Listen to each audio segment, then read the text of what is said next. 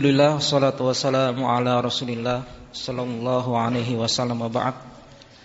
Kaum muslimin yang dirahmati Allah Subhanahu wa taala. Nabi sallallahu alaihi wasallam bersabda di dalam hadis yang diriwayatkan oleh Imam Muslim, "Innallaha jamilun yuhibbul jamal." Innallaha jamilun yuhibbul jamal. Sesungguhnya Allah Subhanahu wa taala Maha Indah, ya, dan mencintai atau menyenangi keindahan. Di antara bentuk keindahan yang dicintai oleh Allah Subhanahu wa taala dan dianjurkan oleh Allah Subhanahu wa taala di dalam Al-Qur'an adalah berhias setiap kali kita hendak menuju masjid atau memasuki masjid. Allah Subhanahu wa taala berfirman di dalam surat Al-A'raf ayat yang ke-31, A'udzu billahi minasyaitonir rajim, ya bani Adam khudhu zinatakum 'inda kulli masjid. Wahai anak Adam, wahai manusia, berhiaslah kalian setiap kali kalian mendatangi atau memasuki masjid. Ini adalah perintah Allah Subhanahu wa taala kepada manusia agar senantiasa memuliakan masjid. Imam Ibnu Katsir rahimahullah menyebutkan tentang asbabun nuzul atau sebab turunnya ayat yang mulia ini. Ayat ini turun, ya, kepada orang-orang jahiliyah, orang musyrik pada saat itu yang mereka melakukan tawaf, ya, mereka juga beribadah, ya, tawaf di sekitar Ka'bah, akan tetapi dalam kondisi telanjang tanpa busana, ya. Kalau laki-laki mereka tawafnya di siang hari, ya.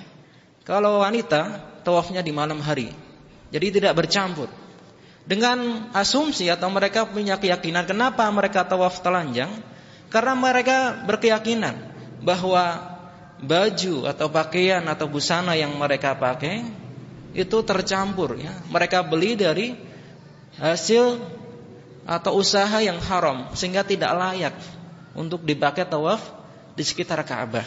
Akhirnya mereka punya syubhat, ya, punya keraguan harus telanjang, ya. Dan Allah Subhanahu wa taala bantah itu, wa ma kana sholatuhum indal baiti illa muka'a wa tasdiyah. Tidak lain salatnya orang-orang musyrik, ya, berdoanya, ya, ibadah mereka di sekitar Ka'bah kecuali hanya muka' wa tasdiyah, ya, sendaguro, siulan dan tepuk tangan, ya.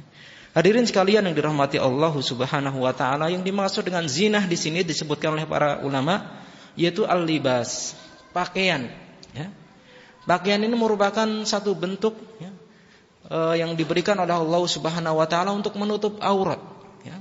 Dan sebagai seorang muslim harus memperhatikan pakaiannya ketika dia memasuki masjid, karena masjid adalah rumah Allah Subhanahu wa taala. Bagaimana para jamaah sekalian jika kita, ya, hadir di sebuah pertemuan yang sangat agung sekali, yang sangat besar sekali, bertemu dengan para pejabat, bertemu dengan para petinggi, ya. Tentu setiap orang akan mempersiapkan dengan pakaian terbaik. Kenapa? Karena dia akan malu, ya. Di sebuah majelis yang dihadiri oleh orang-orang yang besar, dia dengan pakaian compang-camping, ya, dengan pakaian yang seadanya, bahkan berbau atau baunya tidak enak. Bagaimana dengan seorang muslim ketika sholat berjamaah? Dia menghadap Allah Subhanahu wa ta'ala. Majelis sholat berjamaah lebih utama dari semua majelis. Oleh karena itu apa? Lebih pantas untuk dimuliakan. Dan ayat ini mengajar kita tata krama para hadirin sekalian. Tata krama, adab untuk kita mendatangi masjid. Sah saja ketika seorang sholat dengan pakaian yang seadanya, dalam artian pakaian yang kotor, bukan berarti najis, ya. Kemudian bau keringat, sah, ya. Sah dan insya Allah dapat pahala. Tapi itu bukan ciri seorang muslim. Allah mengajarkan kita tata krama, adab untuk kita mendatangi masjid, agar sholat kita benar-benar khusyuk dan tidak mengganggu orang yang ada di sekitar kita. Nabi SAW bersabda, "Man akala tsaum wal basal fala yaqrabanna masjidana." Barang siapa yang memakan bawang putih, ya, bawang merah ataupun daun bawang yang baunya mengganggu orang lain, maka jangan sekali-kali hadir untuk sholat berjamaah, ya. Kenapa? Karena fa innal malaika tata'adza mimma yata'adza minhu Banu Adam. Karena malaikat itu merasa tersakiti sebagaimana manusia tersakiti dengan bau. Kita harus berusaha menghadirkan hati bahwa setiap kali kita berjamaah bukan hanya manusia atau orang beriman saja yang hadir. Malaikat-malaikat rahmah mereka juga hadir menyaksikan salat berjamaah. Oleh karena itu, kenapa Nabi SAW melarang seorang memakan bawang merah, bawang putih atau daun bawang yang baunya tidak enak karena mengganggu.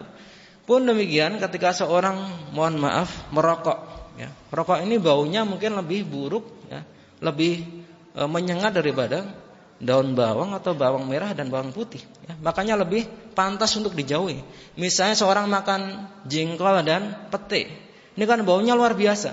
Ini mengganggu orang yang di sekitarnya, atau bau badan, mohon maaf, ini juga mengganggu orang di sekitarnya.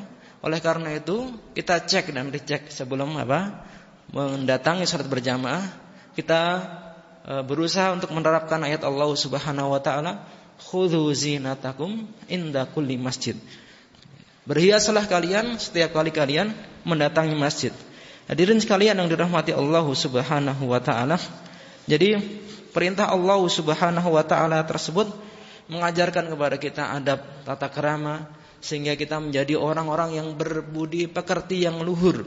Karena orang yang senantiasa bertata krama, beradab adalah orang yang berbudi pekerti yang luhur.